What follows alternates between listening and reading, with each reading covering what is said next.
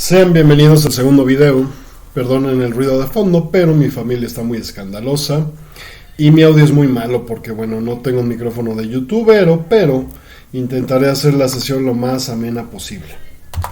¿Qué le puse? Sí, ya me acordé. A ver, estamos en Windows y lo primero que vamos a hacer, ya en caliente, es irnos a Edge. Me pregunta si Edge quiere ser mi navegador predeterminado. Es una ironía porque el Windows es nuevo y no le he instalado ningún otro navegador. Entonces, bueno, gracias Edge por la cortesía, pero pues me importas un reverendo culo. Vamos a ver, vamos a Linux Mint. Ah, caray. No, espera, no. Amazon no. ¿Cómo es posible que Linux Mint no me ponga el resultado de la página de Mint y primero me ponga Amazon? Wow. Bueno, bienvenidos a Microsoft Edge. Esto es Linux Mint. ¿Por qué Linux Mint? Los voy a explicar rápidamente. Linux Mint es un derivado de Ubuntu. Ubuntu es versión de Linux que todo el mundo conoce. Y la razón por la cual elegir a Linux Mint por encima de Ubuntu son tres prácticamente. La primera es privacidad.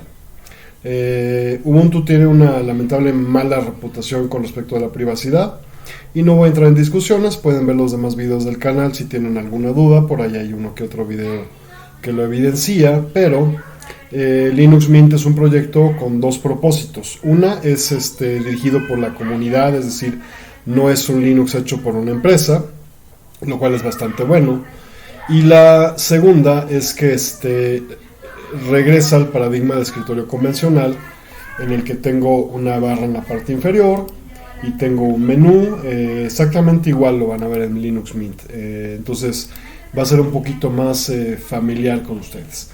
Y bueno, hay varias ediciones. Xfce es para recursos muy bajos, Mate para recursos relativamente bajos y Cinnamon para los recursos más altos. Cinnamon carga más o menos 1 GB de RAM, Mate unos 700 megas de RAM y Xfce carga no más de 500 megas de RAM. Entonces, dependiendo de la complejidad del escritorio, pueden ustedes elegir cualquiera de estas tres versiones.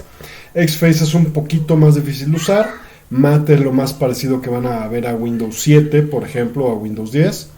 Y Cinnamon tiene un poquito más de efectos, está un poquito más pulido, más nítido, más compatible con los últimos drivers NVIDIA. Y en este momento vamos a descargar ¿por qué no Cinnamon? O Mate, no lo sé, vámonos por Mate.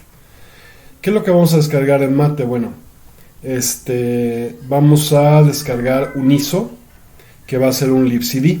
Un libcd es un CD del que puedo bootear y lo puedo poner directamente en un USB o en un DVD. Entonces vamos aquí a Download Mate. Ustedes elijan el que prefieran. Pueden ver unos videos en YouTube de cómo se ve cada uno y tomar una decisión al respecto. Y vamos a escoger el primer mirror del servidor para descargar nuestro archivo de Linux Mint. Y en el Inter voy a aprovechar para enseñarles una pequeña presentación que preparé para que vean cómo algunas de las razones puede por qué sí, por qué no y de otras cositas. Vamos a darle aquí en Play.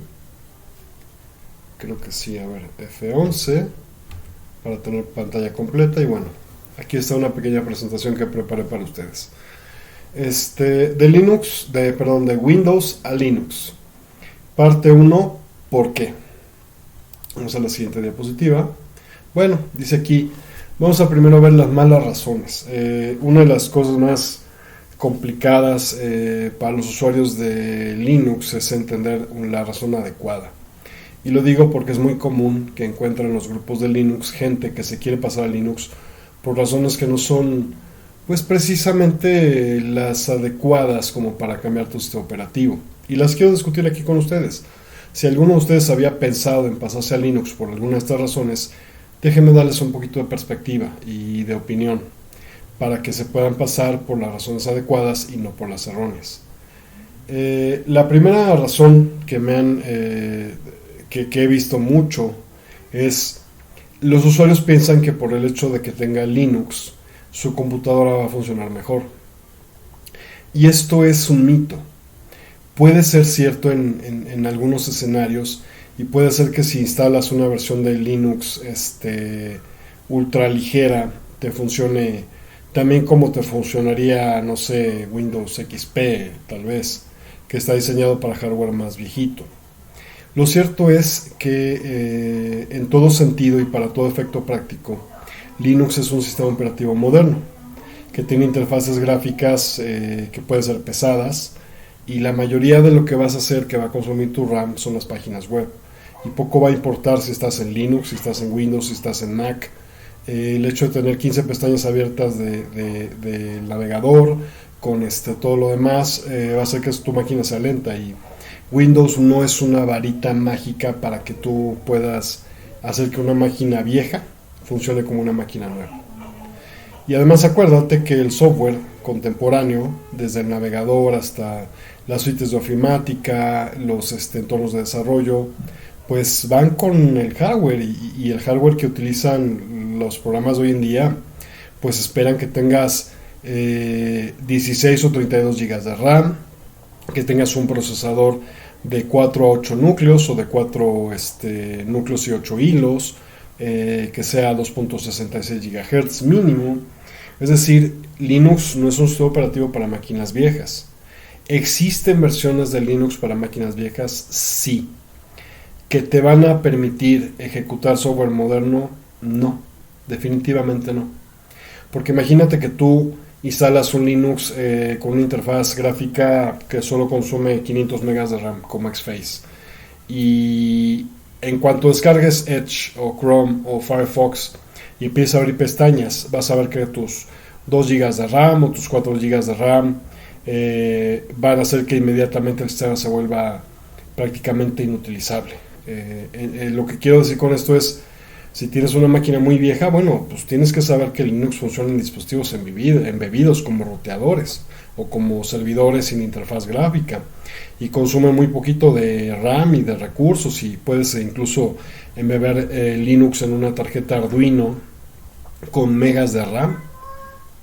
Pero eso no quiere decir que vas a tener la capacidad de tener una experiencia de escritorio como la tendrías en Windows o en Mac o en Linux. Es decir, no creas que por usar Windows tu computadora va a funcionar mejor. Lo único que va a hacer que tu computadora funcione mejor es comprarle más hardware. Hasta la idea de esto.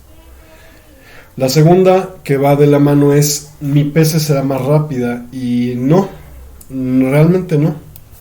Tu PC va a hacer muchas cosas, pero más rápida no. Tu PC va a ser más estable, tu PC va a hacer muchas cosas, pero la rapidez de tu PC va a depender de los programas que hablas, de que abras, de tu tarjeta de video, de cuánta RAM tengas, de tu procesador. Y me atrevo a decir que en un hardware moderno, vamos a poner por ejemplo una máquina como la que yo tengo aquí, me preguntaba un usuario: oye, pero ¿cuánta RAM tienes para poder abrir tantas cosas? No, esto es una máquina de medio pelo. Y una máquina de medianas características es una laptop Dell Latitude. Ni siquiera tiene un procesador Nvidia, tiene un procesador integrado Intel. Es una máquina de 14 pulgadas ultra ligera, que tiene un Core i7 de octava generación con 16 GB de RAM. Y esto es suficiente para hacer que mi entorno trabaje muy bien. Pero también soy una persona que ya está acostumbrada a hacerle tweaking a Linux, y que sabe cómo sacar el máximo rendimiento y que puede abrir y que no. Entonces a muchos impresionará que tenga yo un entorno tridimensional con 5000 cosas abiertas, como en el video anterior, pero lo cierto es que o por ejemplo un emulador, estoy aquí directamente emulando Windows 10 adentro de Linux, y me estoy llevando de mis 16 GB de RAM, me estoy llevando 6 GB de RAM solo para hacer jalar el Windows. Pero lo cierto es que tu PC va a ser más rápida cuando le metas más fierros. Métele más RAM, métele más procesador, métele, en vez de un disco duro optomagnético, métele un disco duro de estado sólido. Eso es lo que realmente hace rápida una máquina, no el sistema operativo, no el software. Que en ciertos escenarios y bajo ciertas circunstancias puede ser que Linux procese cosas más rápidas comparando de binario a binario, puede ser. Pero la diferencia, para que te des cuenta, si haces cosas del día con día, es mínima. Necesitas hacer análisis estadístico complicado que requiere de millones de operaciones de coma flotante por segundo, para realmente notar la diferencia. Entonces, no creas, no te vayas por este tema de que tu PC va a ser más rápida, no. Siguiente punto, es que Linux es gratis. Y déjenme decirles que esta definitivamente no es una razón válida ni buena para cambiarte de Windows a Linux. Y la razón es muy sencilla. Piénsalo de esta manera. El Windows es un monopolio.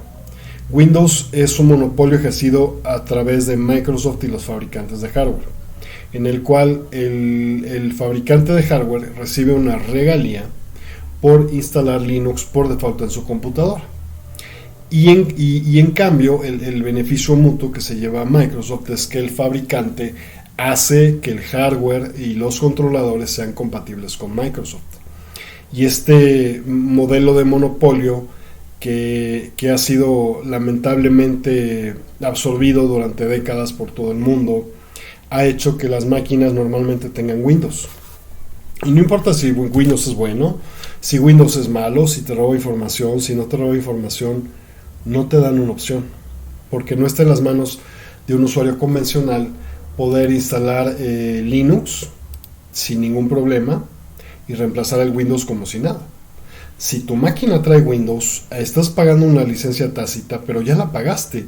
Cuando yo pagué esta Dell Latitude, pagué la licencia de Windows, y es una licencia pagada que no estoy usando, que ni siquiera puedo usar para instalar en mi máquina virtual y darle aquí el número de serie de Windows a la máquina virtual, porque además resulta que las máquinas modernas no traen la clave de Windows impresa directamente en la máquina, sino que traen esa clave de Windows embebida en el BIOS, y yo no tengo manera de recuperarla más que con un pequeño programa de hackeo, que solo puedo ejecutar si estoy ejecutando el Windows.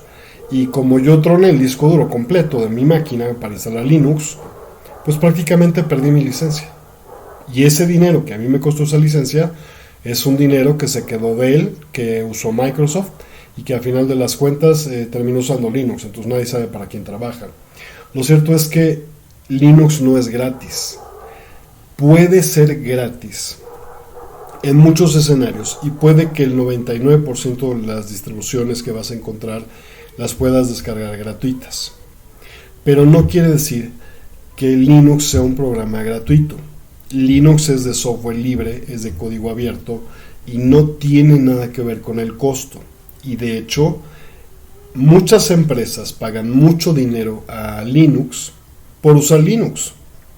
Por ejemplo, ¿crees que realmente que Linux sea libre? Te voy a poner un poquito de perspectiva respecto de cuánto realmente le cuesta Linux a la gente. Vamos a Linux Foundation. No mi perfil de la Linux Foundation, ese es uno privado.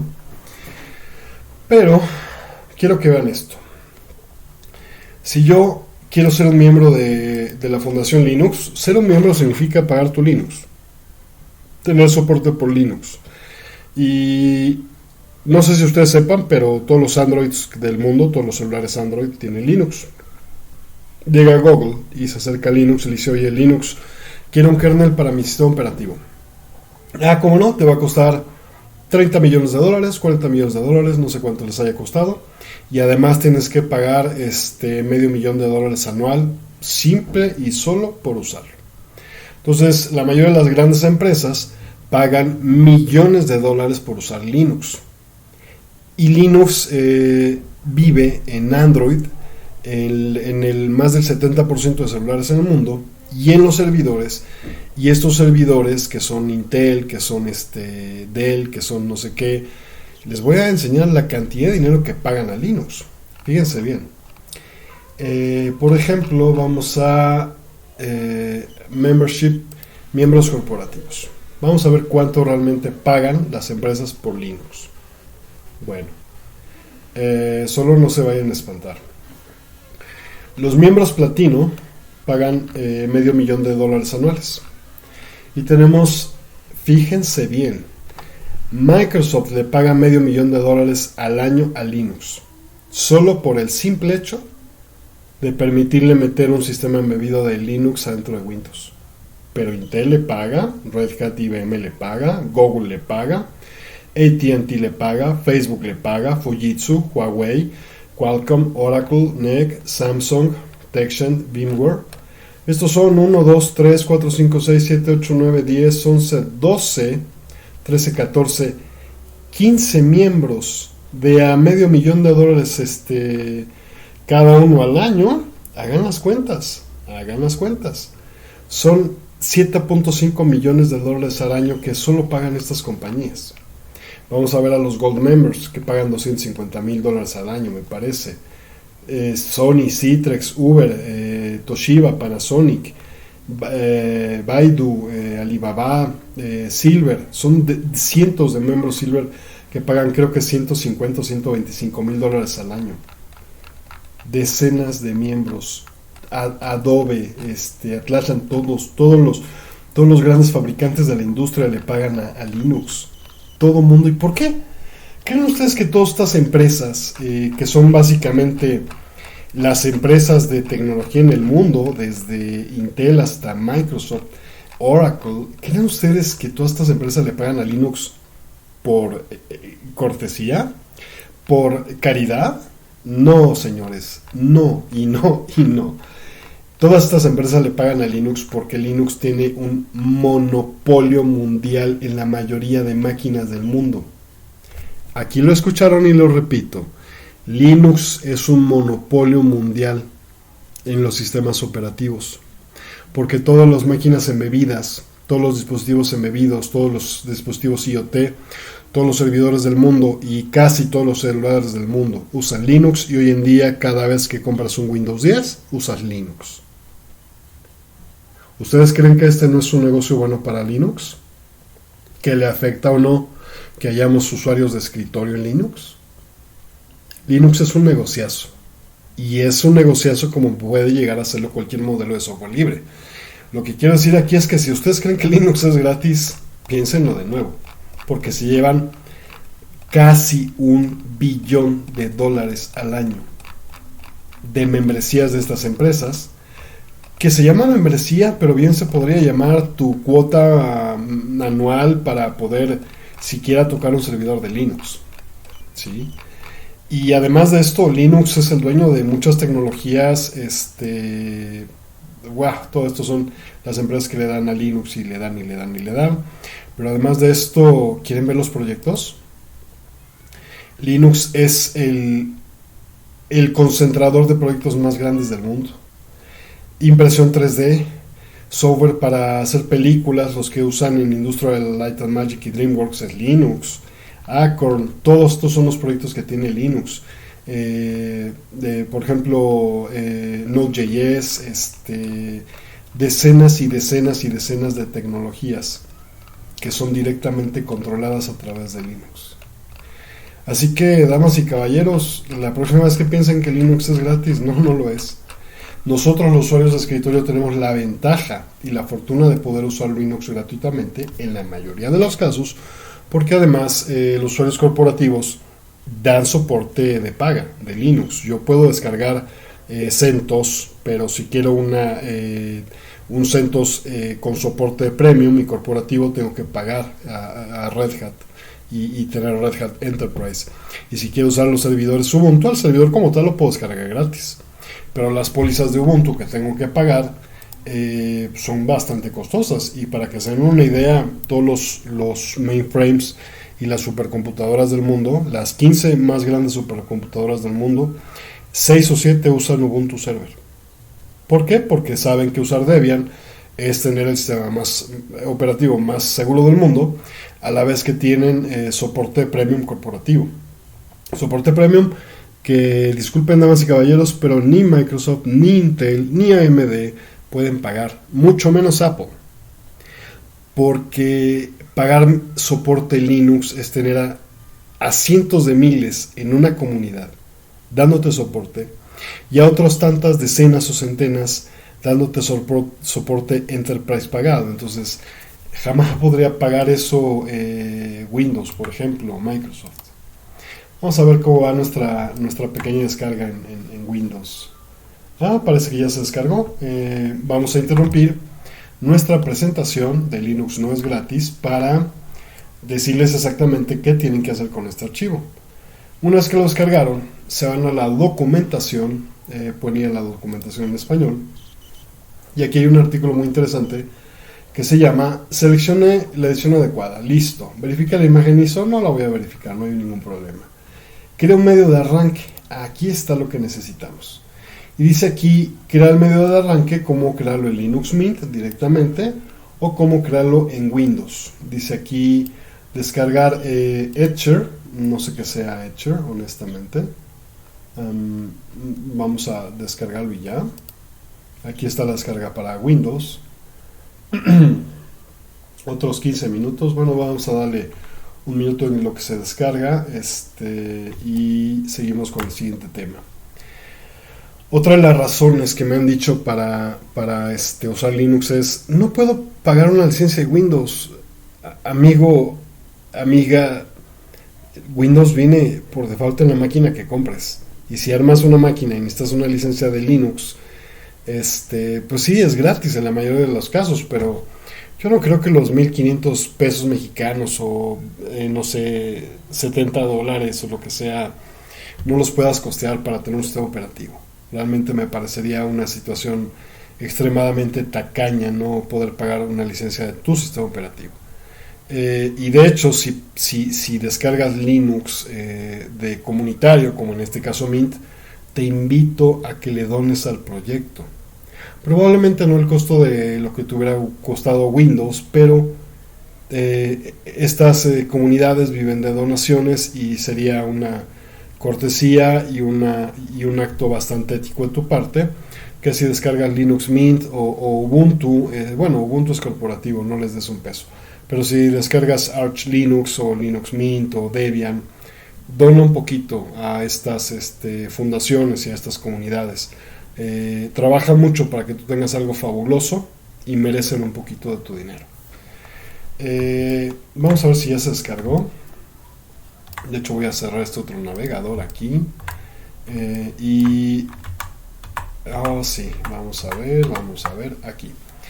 Dice aquí, no puedo hackear con Linux. Puedo hackear con Linux. Ay, Dios mío, es otra de las razones que creo que más me desesperan de cuando las personas me dicen que quieren instalar Linux, o veo un comentario en un grupo de Linux en español que dice: estoy intentando instalar Kali, pero no sé cómo prende la computadora. Dios mío.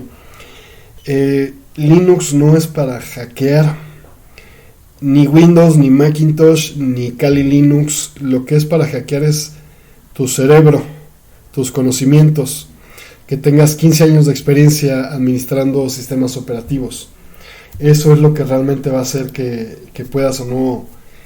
Y vamos a cambiar la palabra hackear por la palabra adecuada, que yo llamaría ser un experto en seguridad informática.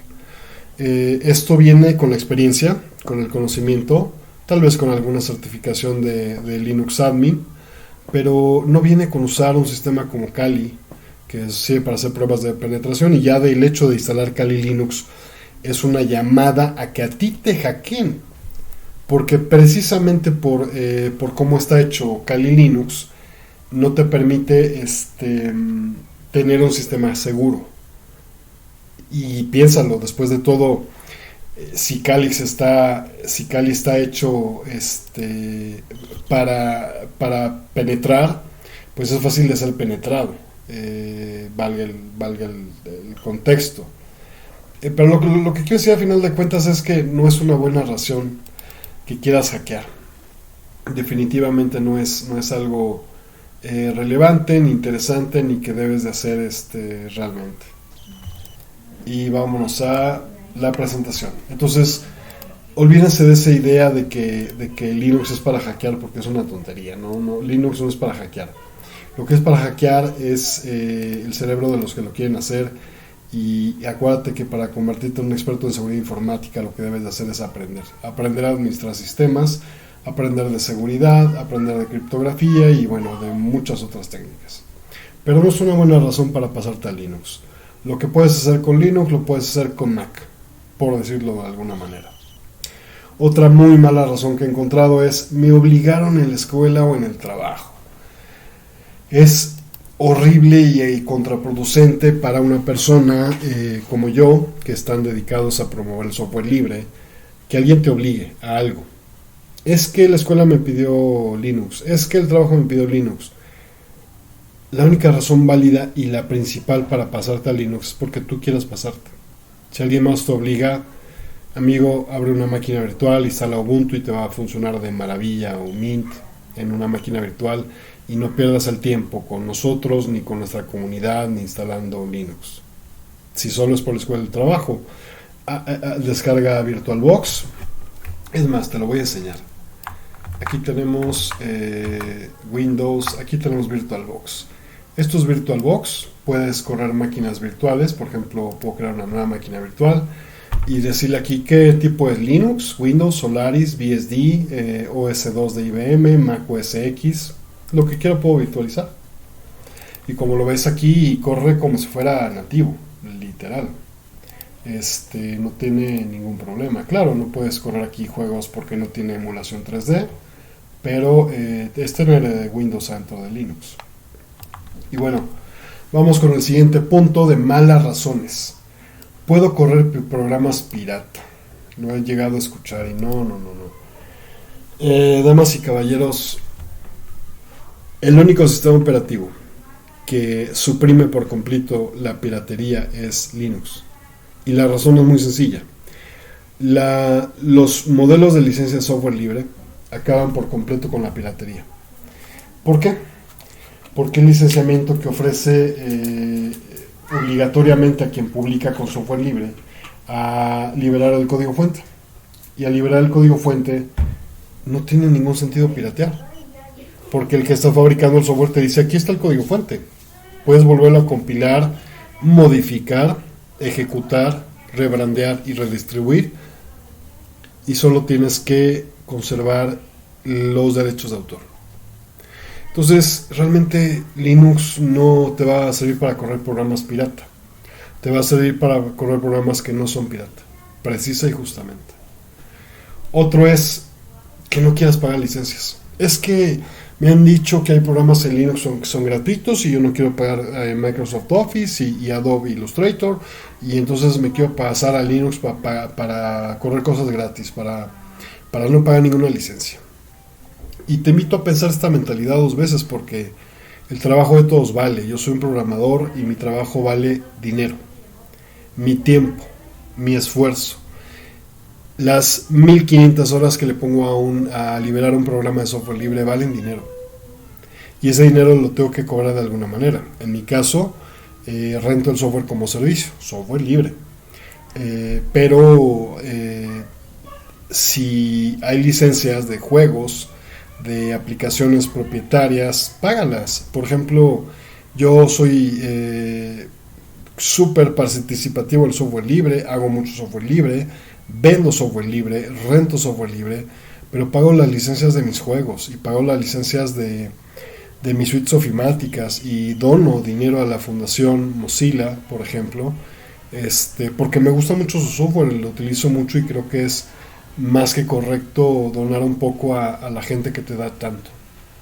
Entonces, este tema de no querer pagar las licencias, pues si no quieres pagar licencias, francamente vete a una plaza de la computación, instala un Windows pirata con un Adobe pirata y en tu conciencia que quede no estar pagando estos programas y no estar utilizando aquellos que son libres.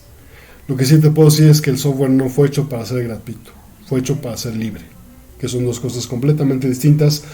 Y la comunidad de Linux no incentivamos el uso ni de programas piratas ni de usuarios que estén negados a pagar por algo que a alguien le costó trabajo. El trabajo de todos vale, recuérdalo siempre. Y por último, que tal vez vaya de la mano con los primeros dos, es: mi máquina es muy vieja, entonces le meto Linux. Esto es tan común, pero tan común de escuchar, que pues mira, si tu máquina es vieja, manténla funcionando con Windows XP, con Windows 98, métele un Linux, no quiero decir viejito, sino un Linux muy ligerito, que no cargue mucha RAM, y puedes encontrar versiones de Linux que corran casi en la licuadora, pero no esperes que por tener una máquina vieja y usar una versión ligera de Linux, insisto, vas a poder tener la vida normal de una persona que utiliza el navegador, la suite de ofimática, los programas de mensajería, mucho menos un entorno de desarrollo integral que no sea la línea de comandos, porque tener una máquina vieja, pues bueno, es correr software obsoleto, básicamente. Yo, por ejemplo, sé que si, para darte una idea, mira, si yo abro aquí, por ejemplo, Sublime, ¿cuánta RAM? Pues, no, esto es Sublimers, perdón. Vamos a abrir Sublime. Desarrollo, Sublime, aquí está. ¿Cuánta RAM crees que cargue esto? Vamos a ver. Con dos archivos abiertos, uno de C++ y uno de PHP. Vamos a ver qué tanta RAM carga Sublime. Monitor de sistema lo dejé en algún lado. Aquí está. Este es, ok. Procesos, vamos a ver por nombre. Sublime dice aquí que carga. Sublime Text carga 93 megas de RAM. Wow, es muy poquito, ¿no crees? Cualquier máquina lo podrá ejecutar. Yo no programo en Sublime. Yo utilizo IDEs de desarrollo basados en Java que chupan 20 veces más de RAM. Por ejemplo, vamos con... y además que son propietarios, fíjate bien. Vamos a desarrollo. Vamos a abrir PHP Storm, por ejemplo, uno de los IDEs de JetBrains. Y vamos a ver cuánto carga de RAM. 93 contra... Ah, claro, le puse la barrita del Nyan Nyan Cat, que me encanta el Nyan Nyan Cat. Y le puse un plugin para que una monita de anime, cuando lo abro, me salude. Y cada vez que no estoy programando, pasan 5 minutos y se abre una monita de anime diciéndome que me ponga a chambear. Y cada vez que abro el entorno, me abre otra monita que me dice: esta es la monita de anime del día. Entonces, vamos a cerrar a ella. Y bueno, ¿cuánto creen que me cargue de RAM esto? Vamos a ver.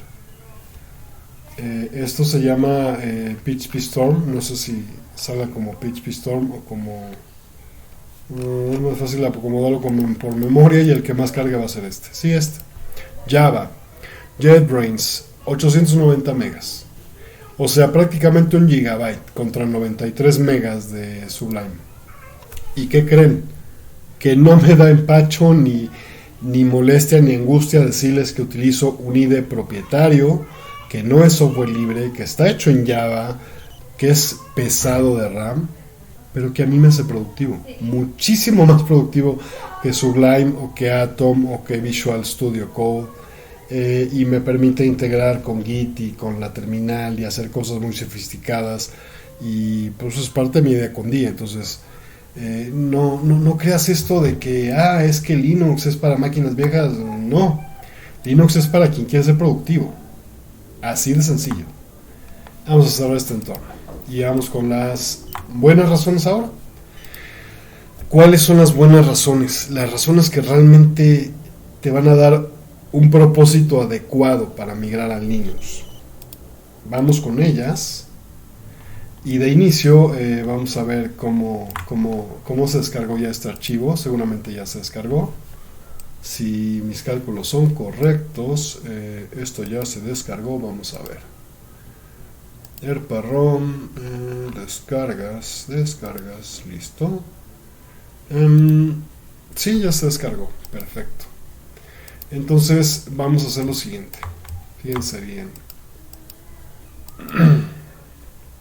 Vamos a apagar la máquina virtual de Windows.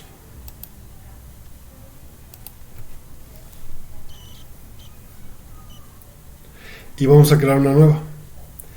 Esta nueva máquina virtual voy a intentar emular lo que pasaría con ustedes directamente en el caso de que ya tengan creado su USB y cómo lidiar con este tema de instalar Linux directamente en una partición que tiene Windows. Para lo cual, ¿dónde está mi VirtualBox? Está donde lo dejé. Ya no sé si lo cerré, creo que sí lo cerré. Bueno, como pueden ver, tengo aquí una máquina con Windows, ¿vale? ¿Qué pasaría si esta máquina con Windows le meto el CD directamente de Linux Mint? Vamos a ver, vamos a almacenamiento y en vez de Windows 10 en la unidad de disco le voy a dar equipo para ROM descargas. Vamos a darle Mint. No, perdón. Es con seleccionar un archivo del disco. Sí, aquí está. Y debe de ser en Homer para ROM. No, estoy loco, perdón.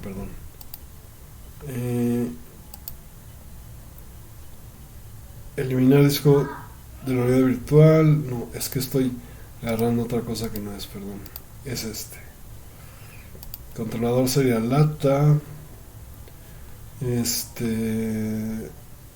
Windows 10 es el disco duro. Este es el que necesito, el CD.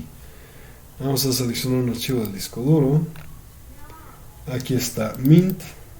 Y Mint me va a reconocer el Windows en esta máquina virtual como lo haría con una máquina convencional, espero yo.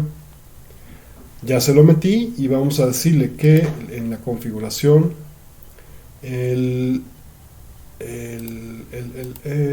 almacenamiento, sistema, óptica primero, perfecto. Si mis cálculos son correctos, va a arrancar la máquina de Windows arrancando con el ISO de Linux. Vamos a ver. F12. Aquí está. Oh, sí, estoy iniciando Mint adentro de una máquina virtual con Linux. Digo, con Windows. Entonces vamos a ver qué es lo que pasa. Mint en este caso no sabe que yo estoy virtualizando la máquina. Mint piensa que yo estoy corriendo lo nativo en un entorno nativo. Lo cierto es que esta es una máquina virtual con Windows arrancando, booteando desde un libcd. Y ahí lo tenemos. Ahí tengo el libcd de Linux Mint adentro de la máquina de Windows. Como ustedes lo tendrían si meten este USB y listo. Y aquí dice instalar Linux Mint o instalar Linux Mint, lo dice en inglés. Este libcd tiene el propósito para mí, en el caso de ustedes, los nuevos, que conozcan Linux. Por ejemplo, tienen aquí en el inicio, primero que esté en inglés, bueno, eso se arregla sencillo, pero tiene aquí el Firefox web browser, la calculadora, la terminal, el monitor de sistema, reproductor de música, o sea, varias cositas para probar. Pero básicamente lo que quiero es que se familiaricen con este entorno de Linux, que lo metan, que jueguen con los comandos, que quiero ver, por ejemplo, aquí que aprendí que él es el para listar directorios o listarlos, yo que sé, bonito. ¿Cuál es el guión en este teclado? Aquí está. Entonces, lo que quiero es que aprendan un poquito de cómo usar Linux. A ver, vamos a ver si en mi máquina funciona la tarjeta de red. Aquí veo que sí tengo red. ¿Cómo puedo comprobar que sí tengo internet en el libcd? Pues bueno, abro el navegador y abro una página como Google. Bueno, de hecho aquí está, pero vamos a darle Fu y ahí está. Esto me permite saber que cuando instale Linux Mint no voy a tener ningún problema con mi tarjeta de Wi-Fi. Y puedo probar lo demás de mi hardware para comprobar que no voy a tener ningún problema al instalar Linux Mint. Este es el caso, como les digo, Mate, es como aplicación de escritorio para computadoras de medio rendimiento. Y cuando lo haya probado o esté listo para instalarlo, puedo instalarlo directamente desde aquí, que vamos a instalar. Dice aquí instalar como superusuario, pues sí, no tenemos de otra. Entonces, ¿en qué idioma lo quiero? Bueno, lo quiero en español. Continuar. Dice, ¿en qué idioma quieres la disposición del teclado? Ojo, español España tiene una distribución y español Latinoamérica tiene otra. Por ejemplo, el teclado latinoamericano tiene esta tecla, el teclado español, perdón, que es el que tiene ahorita en este momento. Y el teclado en latinoamericano, por ejemplo, ¿dónde está español latinoamericano? Esa misma tecla hace otras cosas. Lo que quiero que vean es que se fijen físicamente en su teclado. Por ejemplo, el mío es español Latinoamérica, es este. Entonces yo sé que la tecla que presiono es la que tal cual me sale acá, sin ningún problema, ¿vale? La cosa es que ustedes sepan que tienen teclas con 3 dibujitos, ¿sí? Por ejemplo, si la apretan sin dibujito, les pone esto. Si la apretan con Shift, les pone esto. Y si la apretan con Alt GR, les pone esto. Y eso es físicamente lo que tiene impreso mi tecla del 3. Con esto puedo saber que mi teclado es español latinoamericano y que no va a haber teclas muertas, que todas las teclas tal cual las tengo en el teclado las voy a tener aquí tal cual en Linux. Vamos a continuar con español latinoamericano, que es el caso de mi teclado personal. Vamos a decirle que sí instale los códecs multimedia. Continuar, y ahora viene la hora chingüengüenchona, que es la hora de las particiones, si mal no estoy.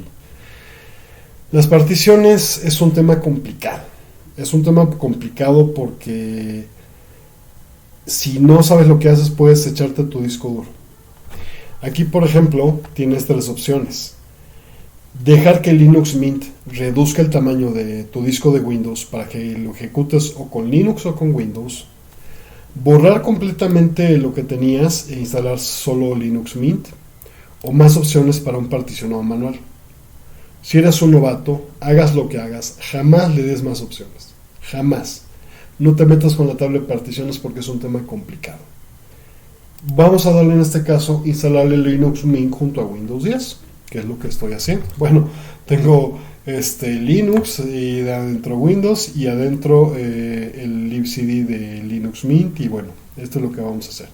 Instalar Linux Mint junto a Windows 10. Continuar. Y me dice aquí, bueno, ¿qué tanto espacio le dejo a cada cosa? ¿No? Porque yo hice un disco duro de 60 gigas. Fue lo que yo le asigné a mi disco duro virtual de Windows. Es decir, te lo enseño rápidamente aquí. Esta es mi máquina virtual en configuración, que no puedo ahorita editarla porque la estoy ejecutando, pero en almacenamiento, en sistema, creé la placa base, la memoria, le di 6 gigas. Le di aceleración con un solo procesador, límite de ejecución al 100%, sin aceleración. El disco de Windows, disco lo hice de 55 GB, 60 GB, y ahorita está ocupando 20 de puro Windows, no le puse ninguna otra cosa. Es decir, Windows 10 recién instalado te ocupa 20 GB. Y aquí entonces el instalador me está diciendo, oye, ¿está bien si lo dejo así? 40 GB para Windows y 20 para Linux Mint. Le voy a decir no, poquito menos. Déjame 45 GB en Windows, que en tu caso, como tienes un disco duro probablemente de medio tera o de 1 terabyte, aquí van a ser, por ejemplo, 900 GB y aquí 100 GB o 50 GB.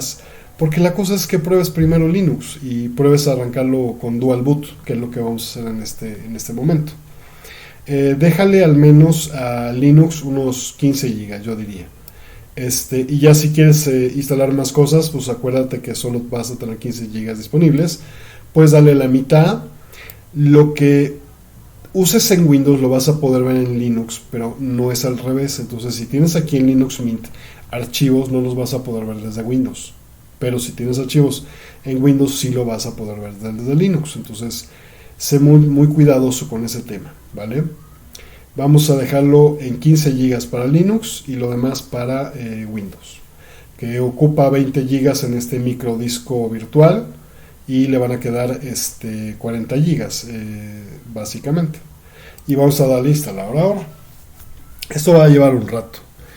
Va a llegar un rato porque está reparticionando mi disco duro virtual, pero además va a descargar de internet los archivos de instalación que necesita.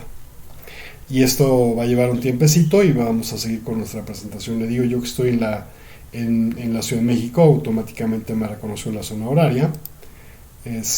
Continuar. Y ahorita que es, bueno, vamos a darle su nombre. Soy en este Linux, voy a hacer Linux, ¿dónde está? Linux en español, que es el nombre del grupo. ¿Cómo quiero llevar a la máquina? Ojo, este nombre va a salir en la línea de comandos cada vez que ejecutes un comando. Es decir, cuando ejecutes un comando va a salir tu nombre de usuario, por ejemplo, Pedrito, @ tu equipo. Tu equipo y luego el signo del prompt. Así va a salir tu prompt en la línea de comandos. Este nombre no lo hagas muy grande porque entonces vas a tener una línea de comandos gigantesca, ¿sí? Por ejemplo, vamos a ver aquí rápido una línea de comandos. Mi máquina se llama Virus Debian y mi usuario es el Parrom. Así es como me aparece en la terminal. Y una terminal donde le pones de nombre de la máquina, esta es la super máquina de Pedrito Debian.xyz, pues bueno, va a ser poco funcional. Entonces vamos a ponerle aquí el nombre del equipo, que sería el equivalente a vamos a ponerle foo. Elige tu nombre de usuario, vamos a ponerle Linux LNX ESP, para que sea foo, que sea LNXESP @foo. Así va a aparecer mi línea de comandos. Elige una contraseña, pues bueno, vamos a ponerle una contraseña. Ojo, la arroba, como ustedes lo pueden ver en su teclado, es ALTGR y el número 2 en el caso de Español Latinoamérica. En el caso de Español de España es ALTGR y la tecla Q. Y aquí no funcionan los atajos de ASCII como ALT64 porque Linux no es un sistema ASCII. Linux soporta UTF-8, es decir, 7,000 millones de caracteres, y les voy a mostrar de qué hablo. Por ejemplo, no sé, UTF-8 que tiene millones de caracteres. Vamos a ver el UTF-8 de corazón. Ok, vamos a copiarlo y vamos a pegarlo aquí. Si sirve, si está en bidireccional. A ver, Control C o copiar. No sé si puse aquí bidireccional el tema del... Bueno, creo que no, pero lo podemos sacar de aquí. No pasa nada. Es que puede ser que la máquina virtual esté configurada para actuar bidireccionalmente o no. Vamos a darle aquí UTF-8 de corazón. Estoy en el navegador del disco duro libcd de Mint adentro del instalador. Wow. Ok, vamos a copiarlo así. ¿Lo ven? Al Linux UTF-8 puedes utilizar caracteres bastante raros. Es más, mi nombre de usuario puede ser el corazón con una minúscula, ligador, números 10. Ok, no puedo poner este símbolo, pero bueno, vamos a regresarlo a LNXESP, y creo que el nombre sí me va a dejar ponerlo con este corazón sumamente raro, y tal vez la contraseña también, por ejemplo vamos a poner ahí símbolos raros y el corazón. Listo, símbolos raros y el corazón. Solo que el corazón no voy a saber después cómo ponerlo, entonces lo voy a quitar. Pero es un sistema completamente UTF-8. Iniciar sesión automáticamente, solicitar mi contraseña, depende de tu caso. Hay alguien en tu casa que quieras que no vea tus cositas sucias que hables en el navegador, pues bueno, ponle contraseña. Yo le voy a decir aquí, pues bueno, inicia sesión automáticamente, no pasa nada. Cifra mi carpeta personal, esa fuerza es contraseña. Yo te recomiendo esta opción. Yo le voy a dar esta por aras de la simplicidad. Y va a instalar el sistema. Y aquí te va a decir varias cositas bonitas, que si puedes ver Netflix, que si quién sabe qué, quién sabe cuánto. Bueno, eso yo ya te lo dije en el primer video, entonces vamos a regresar a nuestras buenas razones. Las buenas razones para instalar Linux. Quieres usar software libre y entiendes lo que es software libre. Eso es muy importante, porque si no estás usando software libre, o no sabes o no entiendes qué es el software libre, te vas a llevar una tremenda excepción a la hora de usar Linux. Software libre significa software redistribuible, copiable, modificable. Y si quieres ver un poquito más de qué es el software libre, te invito a que vayas a esta página, fsf.org, que debe haber, seguramente hay una traducción al español. Y vamos a darle aquí idioma español. Bueno, vamos a ver por qué es software libre. No voy a estar buscando el link, así que vamos a buscarlo así, que es software libre. Claro que yo te puedo dar una, aquí está gmail.com. Bueno, yo te puedo dar una definición, pero yo te recomiendo mucho que vayas a esta y a la de la Wikipedia. La voy a leer muy brevemente y solo lo primero. Software libre es el conjunto software cuyo código fuente puede ser estudiado, modificado y utilizado libremente con cualquier fin y redistribuido con cambios o mejoras o sin ellas. Su definición está asociada al nacimiento del movimiento de software libre, encabezado por Richard Stallman, y la fundación que precedía en 1985, hace poco renunció de hecho, que es la Free Software Foundation, una organización sin ánimo de lucro que coloca la libertad del usuario como propósito fundamental en el uso del software. Y tenemos aquí la definición oficial de Free Software Foundation, que es de GNU, que es: la definición de software libre estipula que los criterios que se tienen que cumplir para que un programa sea considerado libre. De vez en cuando modificamos esta definición. Aquí está. Software libre es el software que respeta la libertad de los usuarios y la comunidad. A grandes rasgos, significa que los usuarios tienen la libertad de ejecutar, copiar, distribuir, estudiar, modificar y mejorar el software que utilizan. Por eso no hay piratería en Linux, damas y caballeros. Es decir, el software libre es una cuestión de libertad, no de precio. Para entender el concepto, piensa en libre como en libre expresión, no como en barra libre. En inglés la palabra free tiene más connotaciones, por eso lo están aquí diciendo directamente. Y bueno, las 4 libertades del software libre, de tú como usuario, ¿qué libertad adquieres al tener un software con una licencia libre? Es la libertad de ejecutar el programa como desees y le des el propósito que quieras, es la libertad cero. Esto no satisface el contrato de licencia que tiene, por ejemplo, Windows con cualquiera de sus EULAs o cualquier software Microsoft. Luego, la libertad de estudiar cómo funciona el programa y cambiarlo para que haga lo que tú quieras. Es decir, que tengas acceso al código fuente de tu software y lo puedas ejecutar. ¿Qué pasaría si Microsoft Office fuera libre? Que tú podrías descargar el código fuente y modificarlo para adecuarlo a tus necesidades. Y además que sería más difícil que te espíe, porque al tener acceso al código fuente tienes directamente acceso a qué es lo que están haciendo las tripas de tu aplicación. La libertad de redistribuir copias para ayudar a otros, es decir, que no solo lo puedes descargar y modificar, que puedes copiar ese programa y dárselo a otra persona. Si esto te lo da como garantía el software libre, ¿qué caso tiene la piratería? Porque de antemano, algo que creas para hacer software libre, lo puedes copiar. Y esto, damas y caballeros, como vieron hace unos momentos, no atenta contra el comercio ni contra el dinero. Por último, la libertad de distribuir copias de sus versiones modificadas a terceros, es decir, lo que tú modifiques lo puedes distribuir a terceros y decir: este es un software que hizo Pedro, pero yo, Paco, lo modifiqué y le puse tal cosa, y redistribuirlo, como por ejemplo el software de Pedro se llamaba Juanito 6.4 y tu software se va a llamar Pedrito 6.8 basado en Juanito 6.4 y nadie te puede decir nada. Si lo que te dije te hace sentido, entonces entiendes que el software libre que quieres utilizar, que la razón para usar Linux es porque quieres usar software libre. Siguiente razón importante es que te preocupa tu privacidad.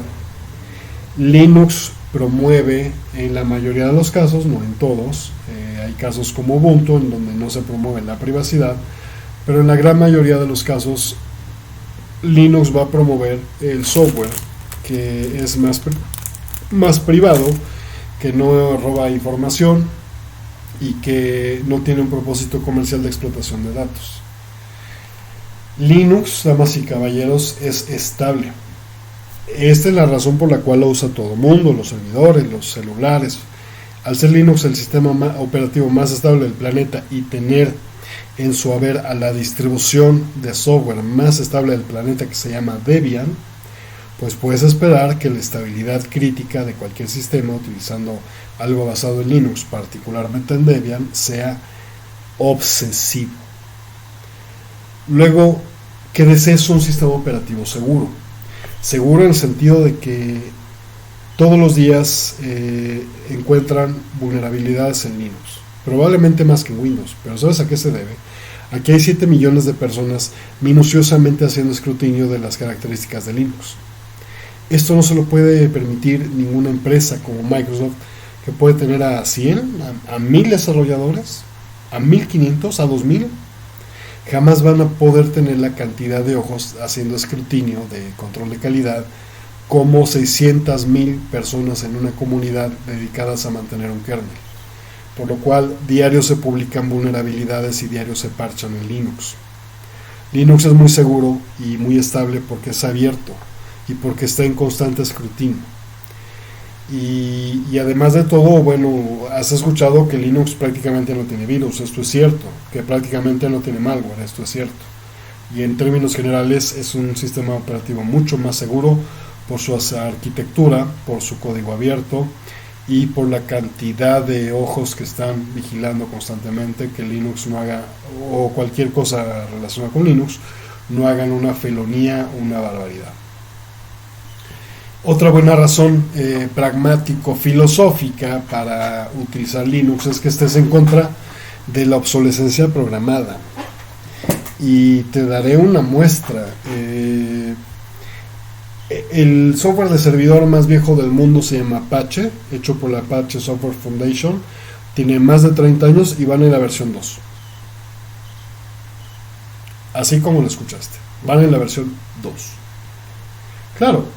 Cada quien versiona como se le pega la gana. Firefox va en la 81, pero a lo que voy es que el software en Linux no está programado para ser obsoleto. Tú puedes tener un software que está en constante mantenimiento, que roll release como Debian o que tiene versiones como Ubuntu, pero siempre vas a tener software fresco, moderno, mantenido, parchado, y no necesitas cambiarlo porque no hay otra licencia que comprar o que adquirir.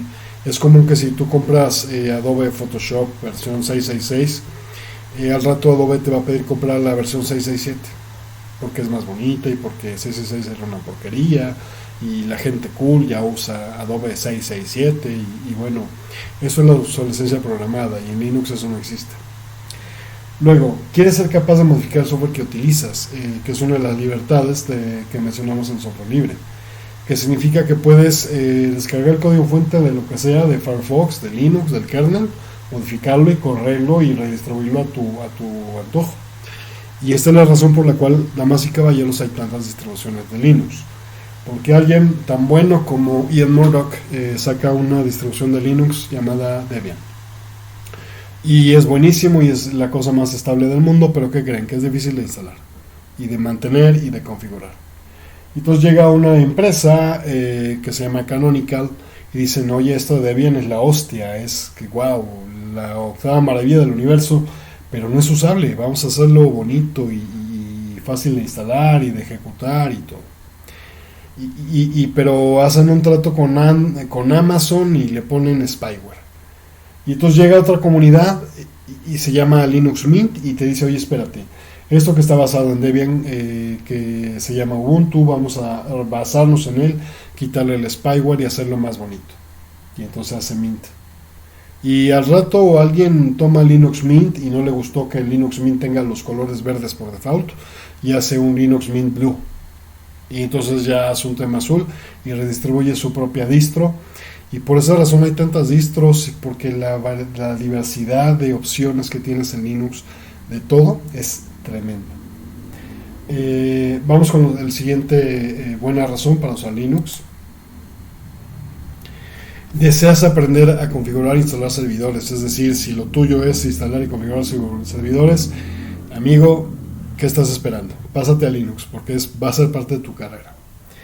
Deseas un entorno de desarrollo nativo y eficiente. Bueno, como los servidores utilizan Linux y como hoy en día vivimos en un mundo de desarrollo de sistemas en la nube, embebidos, distribuidos y de cliente servidor, pues tarde que temprano vas a toparte con que tu servidor usa Linux y que tu server side o tu backend tiene que correr en Linux.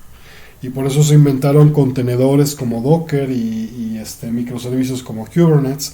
Pero al final de las cuentas, no importa si desarrollas en Mac o desarrollas en Windows, vas a tener que toparte con Linux. Entonces, si tienes un sistema operativo nativamente basado en Linux, todo se te va a facilitar mucho. Todo va a ser muy sencillo, porque instalar el servidor, instalar el MySQL, instalar cualquier otra base de datos, instalar lo que sea, va a ser completamente intuitivo, ¿vale? No estás casado, siguiente razón, buena razón, es que no estás casado a una marca comercial de paquetería, por ejemplo, administrativa. Es decir, si crees que eres una persona cuya capacidad, ambición y éxito depende de algo llamado Microsoft Office, no te pases a Linux. Definitivamente no, te lo digo yo en este momento. Si tu productividad depende de Microsoft Office y ningún otro sistema que no sea Microsoft Office te va a servir, ni siquiera le des una oportunidad a Linux. No pierdas tu tiempo. Sigue siendo un fan de Windows, sigue utilizando Office y que nadie te joda. Que te dejen en paz con tu Microsoft Office. Así de sencillo. Porque el hecho de estar casado con una marca comercial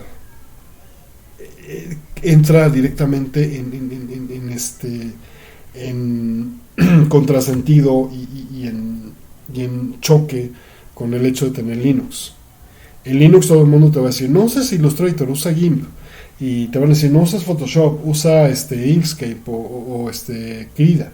O no uses Spotify, usa tal cosa. O no uses tal otra cosa.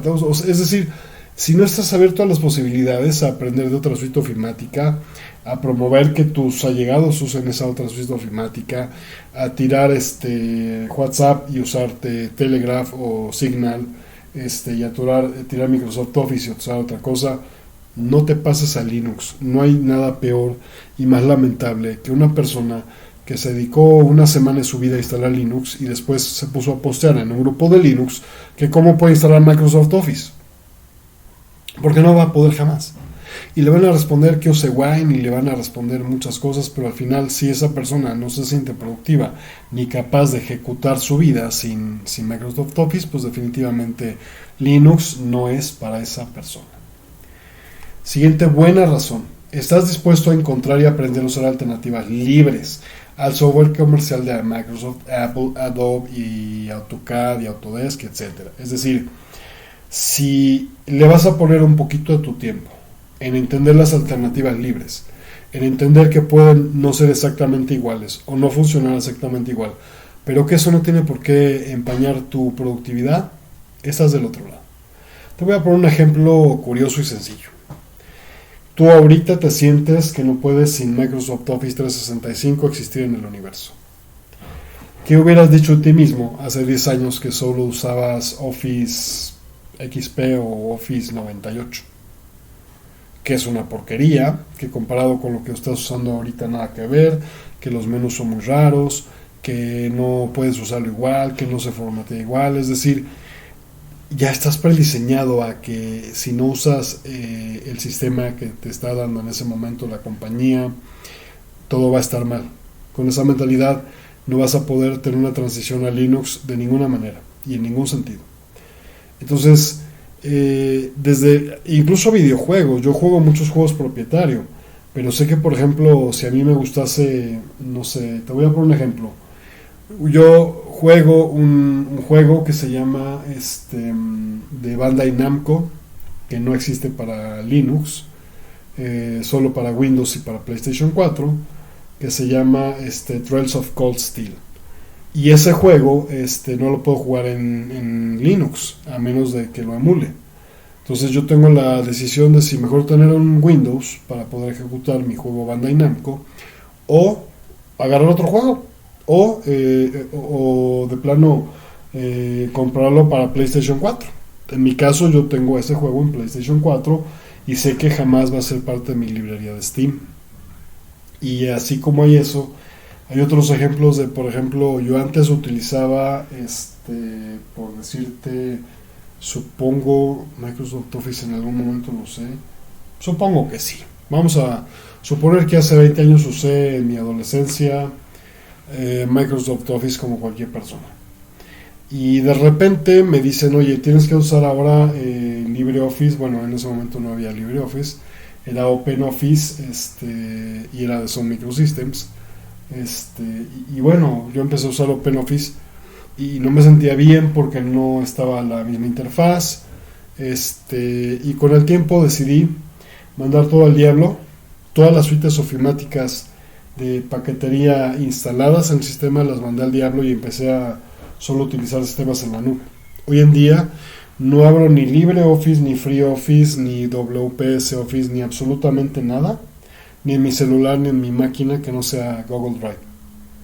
Pago una licencia de Google Workspace, que es como G Suite Enterprise, y todo lo que hago lo utilizo en Google Drive en la nube, y mira que me mandan los clientes cantidad de Exceles y de .docs y de PDFs, y nunca he tenido ningún problema. Mis archivos están seguros en la nube, una nube que pago y que por ende tengo un contrato de privacidad de mi información, y además tengo mi información replicada en mis propios servidores, y al final de las cuentas no utilizo ninguna suite ofimática instalada, utilizo solo Google Drive. Y muchos otros puristas de software libre te dirán, no, usa LibreOffice, pues adelante. Y de hecho hay una LibreOffice de una empresa que se llama Collabra que puedes también utilizar en la nube.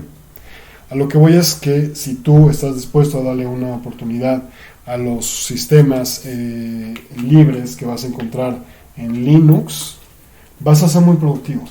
Te va a llevar un poquito, una curva de aprendizaje, pero vas a ver que no vas a extrañar ni Windows, ni Mac, ni nada. Vamos a la siguiente razón, que es, me gustaría configurar personalmente mi sistema y tengo el tiempo y paciencia de hacerlo. Ya que hay tantas alternativas de escritorios, de configuraciones, de software, pues vas a tener que tener un tiempo, meses, años, no lo sé, de investigación para poder adquirir tu propia personalidad Linux y que ese Linux te refleje a ti. Saber por qué quieres Rhythmbox en contraste con los otros 15 reproductores de audio que hay para Linux. ¿Y por qué quieres Firefox en vez de cualquier otro derivado de Chrome? Como puede ser Edge, o Opera, o Brave, o Vivaldi, o cualquier otro. Es decir, te vas a hacer tu propia configuración y vas a tener tu propio software. Yo, por ejemplo, del software que tengo aquí instalado, vamos a reiniciar, dicho sea de paso. Antes de reiniciar termino este puntito que le estoy diciendo. De todos los programas de mensajería que tengo, los instalé aquí para enseñárselos, todos los programas de mensajería. Yo no uso más que Slack, Signal y Telegram, básicamente. De hecho, aquí tengo Slack instalado porque es mi día con día.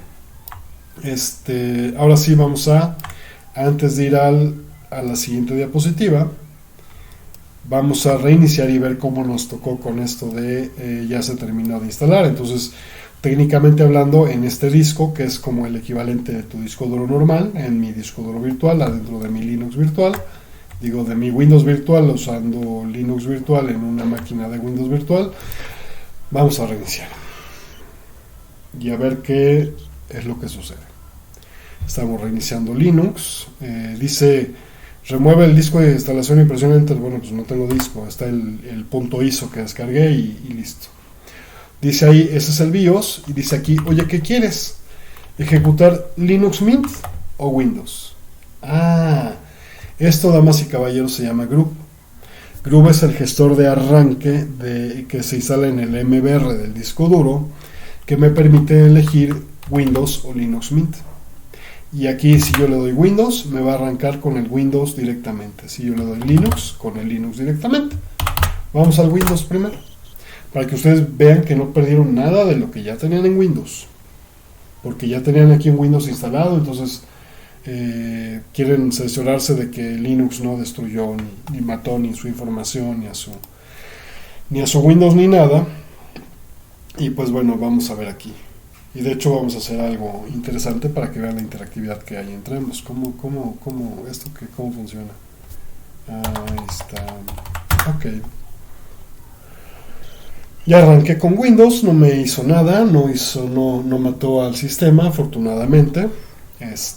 Para mí desafortunadamente, ojalá que todas las distribuciones de Linux mataran a los Windows, pero no es el caso. Entonces, vamos a hacer aquí no sé, mis documentos. Esto está en descargas, donde aquí documentos, vamos a crear un archivo nuevo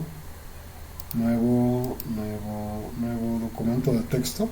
Ok, este es un documento de no sé qué hizo esto, se quiere actualizar a huevo o algo. Propiedades, sí está lento Windows. Documento de Windows, no le tengo que poner .txt, ¿verdad? No, creo que no. Ok, vamos a cerrar esto. Ahí está mi Windows sin ningún problema. Vamos a reiniciar y ahora seleccionar Linux. Reiniciar. Y les voy a enseñar a montar sus documentos en Windows como lo tenían, o que vean cómo se ve esta partición en Linux, porque sé que esto va a ser algo de lo más interesante que van a tener que hacer. Entonces aquí vamos a decirle ahora ejecuta Linux, que dicho sea de paso dejó por default el Linux, es decir, si ustedes no interactúan con Group, arranca Linux por default. Esto lo pueden cambiar, pero es material para otro video, sin embargo es algo muy sencillo. Editar un archivito y decirle que el por default sea Windows en vez de Linux. Aquí me está arrancando el Linux que tengo en la partición virtual junto con un Windows. Voy a abrir el explorador de archivos. Ya se ve ahorita conectado, todo se conectó tal cual en el archivo en la máquina, en el ISO de instalación del libcd, que estaba en inglés, ya está en español porque yo le dije que quería español y teclado Latinoamérica. Pues bueno, ya se abrió el Linux completamente instalado, me da una bienvenida. Le voy a decir que me la siga mostrando durante mucho tiempo para que yo aprenda de Linux. Y bueno, aquí ya me puso el tema por default verde. Y van a ver que aquí hay un volumen de 42 GB y otro volumen reservado para el sistema. Vamos a ver este volumen de 42 GB. Pues da la casualidad que es el disco duro de Windows. Entonces me meto aquí a usuarios, ERPA ROM, supongo que es ¿Dónde están los documentos? Documentos, aquí están los documentos. Aquí está, documento de Windows.txt, que es el que yo hice en Windows. Entonces van a poder ver su disco duro completo, vamos a verlo como árbol. Y aquí entonces tienen volumen de 42 GB, que es el de Windows, y acceso a toda su carpeta de Windows. 3D Objects, documentos, desktop, contactos. Aquí creo que Windows hace como accesos virtuales en español de las carpetas en inglés, no estoy seguro, pero bueno, aquí están todos sus documentos. Mi música, mis imágenes, mis videos, pues están aquí en Videos, Music, Images, y ya tienen ambos sistemas operativos instalados sin ningún problema. Dejaré, en el caso, de hecho aquí lo tienen montado, miren, dejaré para el tercer video el tema de personalización. Vamos a ver, si no les molesta, las últimas razones. Quédense conmigo un par de diapositivas más para enseñarles otro más de razones para usar adecuadamente Linux. Deseo un sistema operativo creado y mantenido por una comunidad en vez de una empresa. Es decir, no todos los Linux están hechos por comunidades, pero Linux como como Mint, están hechos por comunidades y tienen cero propósito de lucro, de explotación comercial, y suelen ser sistemas fabulosos. Debian lo es, Arch Linux lo es, Gentoo Linux lo es, y los mejores Linux son aquellos que son mantenidos por comunidades y no por empresas, como es el caso de Ubuntu o de Red Hat. Luego, deseo un sistema operativo con un contrato social que se preocupe por el usuario. Se nos acaba el tiempo y no me da mucho tiempo de enseñarles el contrato social de Debian, pero se los voy a mostrar rápido. Busquen Debian. Y si esto no les interesa, definitivamente Linux no es para ustedes.